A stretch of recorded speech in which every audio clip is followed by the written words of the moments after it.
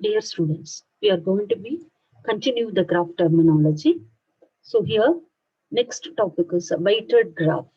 So weighted graph, what do you mean by the weighted graph? Weighted graph means um, in the graph, edges is there, no? In the for that edges, what we are going to be give that some weighting, means some labeling. Then it is going to be called it as a weighted graph. For example, whether it is undirected or a directed graph.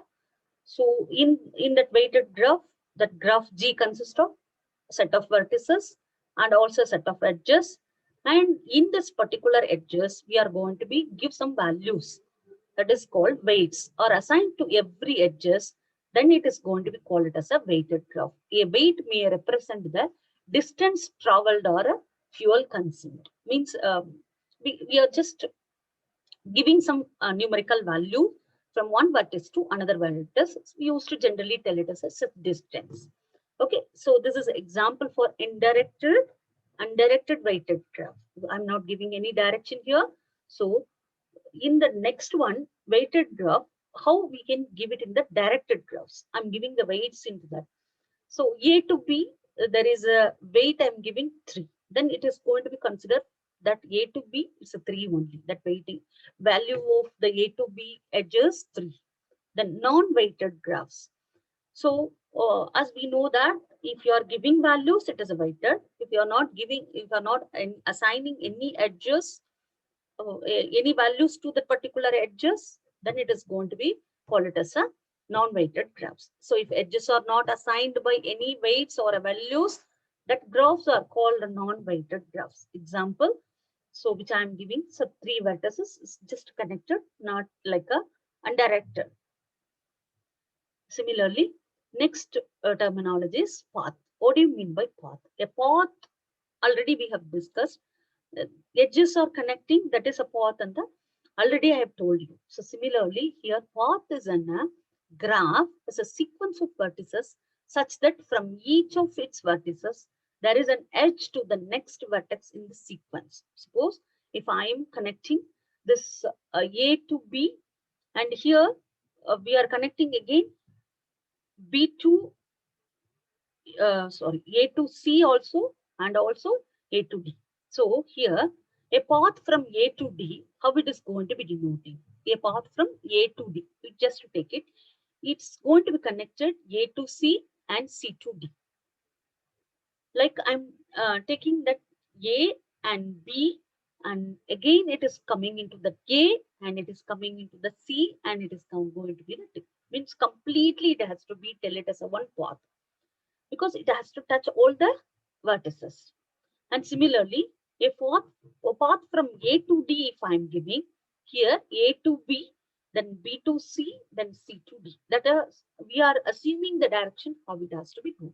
This is mentioning as a path. Means already we have discussed that edges to the next vertex in the sequence. We have to make it as that is very important in the path. Simple path. In the path itself, we can call it as a simple path. A graph with no loops or multiple edges is called a simple path. Means it is not going to be make it any type of complex, like just one starting source node to destination node. It just sequentially it is going, means it is a simple path. It does not have any loops and multiple edges. A path with no repeated vertices is also called a simple path. It is not going to be repeat any. So in the example I am giving, that is A to B, B to C, and C to D. There is no loops, there is no multiple edges, and there is no like a complicated paths. It's not going to be so. And also the path from A to D is said to be simple path. This is an example. The path from A to D is not a simple, as it is touching twice or a looping. So for example here, I am going to be giving this A to D. If I wanted to give that B is in some place, then it has to be A to B. Then again it has to come to the A, means repeat. It's repeating. Then it has to reach C. Then it has to reach D. Then it is touching twice.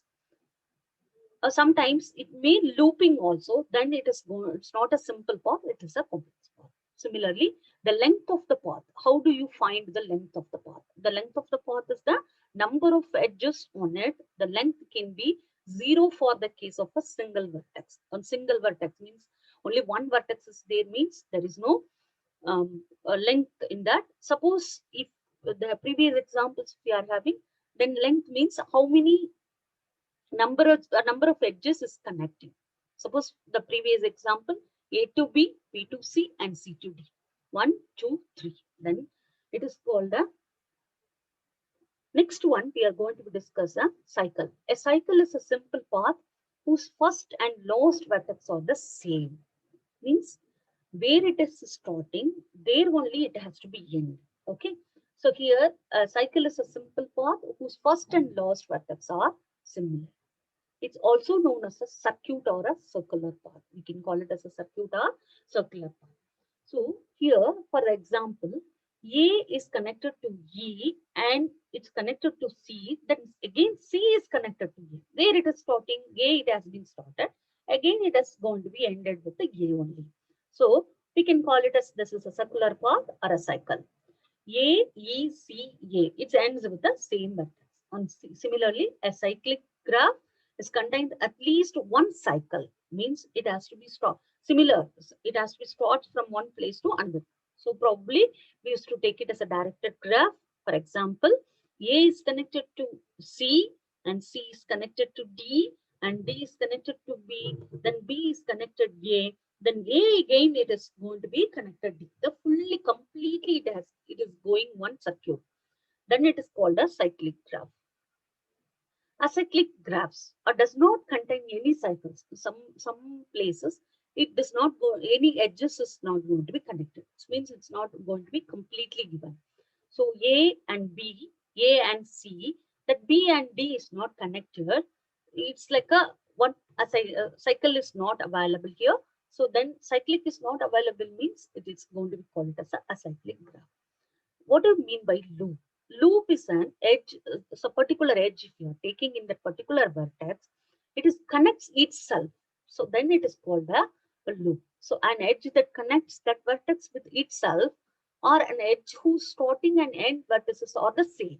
Suppose I'm giving here, taking as an example A, the A vertexes. Again, the one edge is from A to B and A to C is available already. Then one edges, if you are giving here as a same only, the same vertex only, then it is going to be called as a loop. And some other terminologies are available in the graph theory, that is directed acyclic graphs. A directed acyclic graph is a DAG, is a digraph that has no cycle. Okay.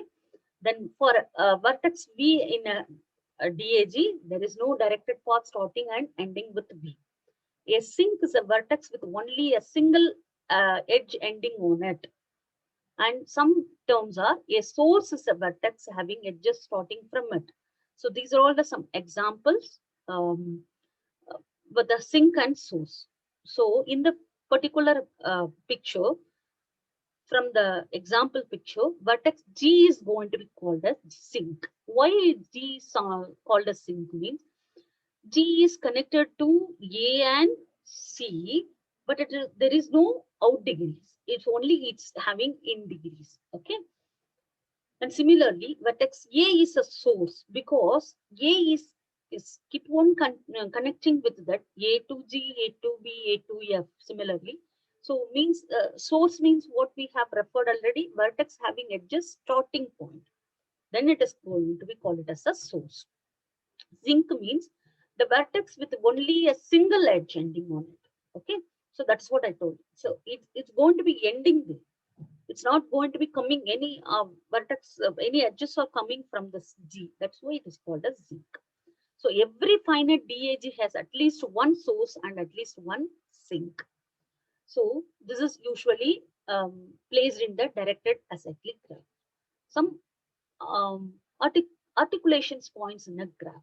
Okay, a vertex in an undirected connected graph is an articulation point. Okay, so or a cut vertex. If and only if if you are removing it and edges through it, disconnects the graph. So here articulation points are 0 and 3 in the first example. How it is 0 and 3 means that 0 and 3s are that for the disconnected and directed graph, in the particular example, it is 0 is connected to 2 and 3 is connected to 4. So if you are making it is like a, we are, what we are doing, making it as a cut vertices, then it is going to be called it as a articulation points. So if I'm taking, splitting into the particular graph, two or more disconnected components, for that a particular point, if you are taking, see here, this is the example for another one for the articulations points in the graph. So bi-connected graphs, what do you mean by the bi-connected graph? A connected graph is bi-connected if it is connected graph and does not have any articulation point. So graph should be connected, but it is not having, going to be contain any articulation point. A graph is to be a bi-connector. There is a two conditions. It should be connected and it is possible to reach every vertex from every other vertex by a simple path. It's going to be make it as. And there is no articulation point. These are all some examples for bi-connected. The simple example that graph is first one is just bi-connected because 0 vertex is connected to 1. That's a simple path. And similarly, next example is 1 to 0 and 0 to 2, means one cycle like that. Okay, that is also a bi-connected. So it's reaching every vertex. For that first condition, if it should be connected and it's possible to reach every vertex. The third example is doing, for example, for that every vertexes from one to another is connected here. And some other graph theory terminologies are not bi-connected. What are the not bi-connected graphs? An undirected graph is called a bi-connected graph. If there are two vertex disjoint paths, if you are using disjoint paths between any two vertices, if I'm using there is a simple cycle through any two vertices.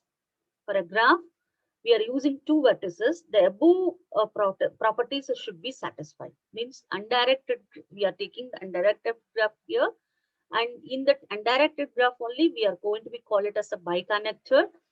If it is in the undirected graph, then if you are telling it is a bi-connector, means it's not going to be bi-connected because it's a two vertex disjoint paths are available here.